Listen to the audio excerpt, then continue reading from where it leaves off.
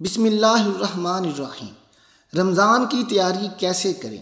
حضور صلی اللہ علیہ وسلم رمضان المبارک کا استقبال کیسے کرتے تھے؟ محترم ناظرین، رمضان المبارک کا عظیم الشان مہینہ آنے والا ہے، جس کا انتظار مسلمانوں کو شدت سے رہتا ہے، اور اس کی تیاری شعبان المعظم کے مہینے سے شروع ہو جاتی ہے۔ یہ مہینہ رحمت، برکت اور مغفرت والا مہینہ ہے، نیکی اور ثواب کمانے والا ہے، بخشش اور جہنم سے خلاصی کا مہینہ ہے۔ اسی مہینے میں بندے کو اپنے رب سے قربت کا عظیم موقع ہاتھ میں آتا ہے۔ اس مہینے میں رضائے الہی اور جنت کی بشارت حاصل کرنے کے مواقع بڑھ جاتے ہیں۔ ذرا تصور کیجئے، جب آپ کے گھر کسی اہم مہمان کی آمد ہوتی ہے تو ہم اور آپ کیا کرتے ہیں؟ ہم بہت ساری تیاریاں کرتے ہیں، گھر کی صاف صفائی کرتے ہیں، گھر کے آنگن کو خوب سجاتے ہیں، خود بھی زینت اختیار کرتے ہیں اور بال بچوں کو بھی اچھے کپڑے پہنواتے ہیں۔ پورے گھر میں خوشی کا ماحول ہوتا ہے، بچے خوشی سے اچھل کود کرتے ہیں۔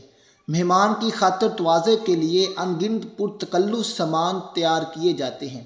جب ایک مہمان کے لیے اس قدر تیاری، تو اللہ کی طرف سے بھیجا ہوا مہمان رمضان کا مہینہ ہو تو اس کی تیاری کس قدر ہونی چاہیے۔ محترم بھائیوں اور بہنوں، رمضان کی تیاری اور رمضان کا استقبال کس طرح ہونا چاہیے، اس کا اندازہ ہمیں حضور صلی اللہ علیہ وسلم کی زندگی سے ہوگا کہ حضور صلی اللہ علیہ وسلم کیسے رمضان کا استقبال کرتے تھے۔ حضور نبی کریم صلی اللہ علیہ وسلم رمضان المبارک سے اتنی زیادہ محبت فرماتے تھے کہ اکثر اس کے آنے کی دعا فرماتے تھے، اور رمضان المبارک کا اہتمام ماہ شعبان میں ہی روزوں کی کثرت کے ساتھ ہو جاتا تھا۔ ناظرین کرام، آپ صلی اللہ علیہ وسلم بڑے شوق و محبت سے ماہ رمضان کا استقبال فرماتے تھے۔ بہت سی روایات میں آتا ہے، جوں جوں رمضان کے دن قریب آتے جاتے ہیں، قدرت الہی کے اشتیاق میں حضور صلی اللہ علیہ وسلم کی تڑپ بڑھتی چلی جاتی تھی۔ رمضان سے 2 ماہ بیشتر رجب کے مہینے میں ہی آپ صلی اللہ علیہ وسلم کے یہاں رمضان کا تذکرہ شروع ہو جاتا تھا۔ ایک روایت کے مطابق حضرت محمد صلی اللہ علیہ وسلم رجب کے مہینے میں یہ دعا عرض کیا کرتے تھے، جس کا ترجمہ کچھ یوں ہے: اے اللہ، ہمیں رجب اور شعبان میں برکت عطا فرما اور رمضان نصیب فرما۔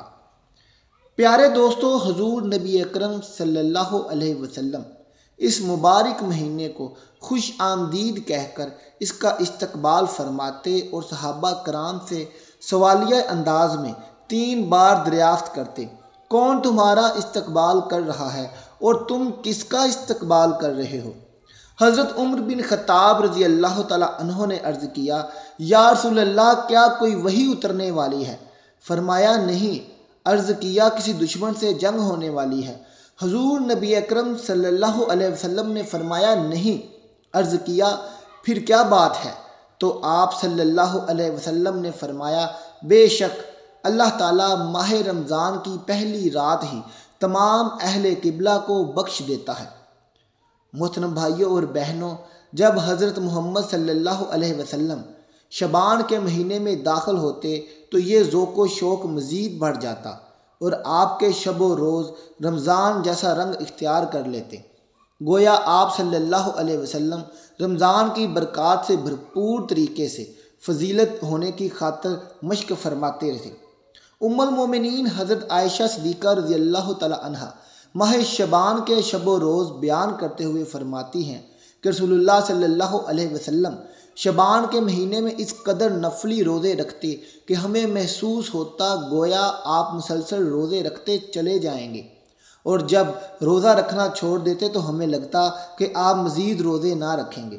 نیز آپ بیان فرماتی ہیں کہ میں نے رمضان کے علاوہ صلی اللہ علیہ وسلم کو کبھی پورے مہینے کے نفلی روزے رکھتے نہیں دیکھا، اور جتنے روزے آپ صلی اللہ علیہ وسلم شعبان میں رکھتے تھے، میں نے کسی اور مہینے میں اس سے زیادہ آپ صلی اللہ علیہ وسلم کو روزے رکھتے ہوئے نہیں دیکھا۔ محترم بھائیوں اور بہنوں، حضرت ام سلمہ رضی اللہ تعالی عنہا بیان فرماتی ہیں کہ نبی اکرم صلی اللہ علیہ وسلم میں کسی مہینے کے مکمل روزے نہ رکھتے سوائے شعبان کے اور اسے رمضان سے ملا دیتے تھے۔ پس یہ بھی استقبال رمضان کا ایک طریقہ کار تھا کہ آپ صلی اللہ علیہ وسلم اس مبارک مہینے میں داخل ہونے کی تیاری کے پیش نظر نفلی روزے رکھتے چلے جاتے اور روزے رکھتے رکھتے ہی رمضان کے مبارک ایام میں داخل ہو جاتے۔ شعبان کے دنوں میں رمضان کو پالنے کی تڑپ کا اظہار اس حدیث سے بھی خوب ہوتا ہے، جس میں حضرت صلی اللہ علیہ وسلم نے رمضان کے انتظار میں شعبان کے دن گن گن کر گزارنے کی تحریک فرمائی ہے۔ حضرت ابو ہریرہ رضی اللہ تعالی عنہ روایت فرماتے ہیں کہ حضور نبی کریم صلی اللہ علیہ وسلم نے فرمایا، شعبان کے چاند رمضان کے انتظار میں گن گن کر گزارو۔ ناظرین کرام، جب رمضان کی مبارک گھڑیاں قریب آتی ہیں اور طلوع مہتاب سے یہ اطلاع مل جاتی ہے کہ وہ مبارک مہینہ طلوع ہو چکا ہے، جس کی نسبت اللہ تعالیٰ نے قرآن کریم میں یہ خوشخبری دی ہے کہ اس کی محض ایک رات 1000 مہینوں سے بڑھ کر ہے، تو آپ صلی اللہ علیہ وسلم کی طرب و مسرت دیدنی ہوتی ہے۔ حضرت سلیمان فارسی رضی اللہ تعالیٰ عنہ بیان کرتے ہیں کہ شعبان کے آخری دن حضور صلی اللہ علیہ وسلم نے صحابہ کرام کو جمع فرمایا اور ان الفاظ میں خوشخبری عطا فرمائی کہ اے لوگو، غور سے سنو، تم پر ایک عظمت والا اور مبارک مہینہ سایہ فگن ہونے والا ہے۔ اس میں ایک رات ایسی ہے جو 1000 مہینوں سے بڑھ کر ہے۔ اللہ تعالیٰ نے اس کے روزے رکھنا فرض فرمایا اور اس کی رات کے قیام کو ثواب ٹھہرایا ہے۔ جو شخص اس مہینے میں کوئی نفلی نیکی بجا لائے گا تو وہ ایسے ہی ہے جیسا کہ عام دنوں میں فرض نمازوں کا ثواب ہو، اور جو شخص اس مہینے میں کسی فرض کو ادا کرے گا وہ ایسا ہے جیسے غیر رمضان میں 70 فرائض ادا کرے گا۔ یہ صبر کا مہینہ ہے اور صبر کا بدلہ جنت ہے، اور یہ غم خواری کا مہینہ ہے، اور یہ ایسا مہینہ ہے جس میں مومن کا رزق بڑھایا جاتا ہے۔ جو شخص کسی روزہ دار کا روزہ افطار کروائے اس کے لیے گناہوں کے معاف ہونے اور آگ سے نجاتی کا سبب ہوگا، اور اسے روزے دار کے ثواب کے برابر ثواب ہوگا، مگر روزہ دار کے ثواب سے کچھ بھی کمی نہیں ہوگی۔ اور یہ ثواب ہر اس شخص کو بھی نصیب ہوگا جو دودھ کے ایک گھونٹ، کھجور یا پانی کی ایک بوند سے روزہ افطار کرواتا ہے۔ لیکن جو کسی روزہ دار کو سیر کر دیتا ہے تو اللہ تعالیٰ اس کو میرے حوض سے ایسا شربت پلائے گا کہ پھر اسے کبھی پیاس نہیں لگے گی، یہاں تک کہ وہ جنت میں داخل ہو جائے گا۔ ناظرین، اور یہ ایسا مہینہ ہے جس کا اول حصہ رحمت ہے، درمیانی حصہ مغفرت ہے اور آخری حصہ جہنم کی آگ سے آزادی ہے۔ جو شخص اس مہینے میں اپنے غلام اور نوکر کے بوجھ کو ہلکا کر دے تو اللہ تعالیٰ اس کی مغفرت فرما دے گا اور آگ سے اس کی آزادی عطا فرمائے گا۔ ناظرین، یہ تھی ہماری آج کی ویڈیو کہ رمضان کی تیاری کس طرح کریں۔ حضور صلی اللہ علیہ وسلم رمضان کی تیاری کیسے کرتے تھے؟ آپ کو کیسی لگی کمنٹ میں ضرور بتائیے گا۔ ملتے ہیں اگلی ویڈیو کے ساتھ۔ اللہ حافظ۔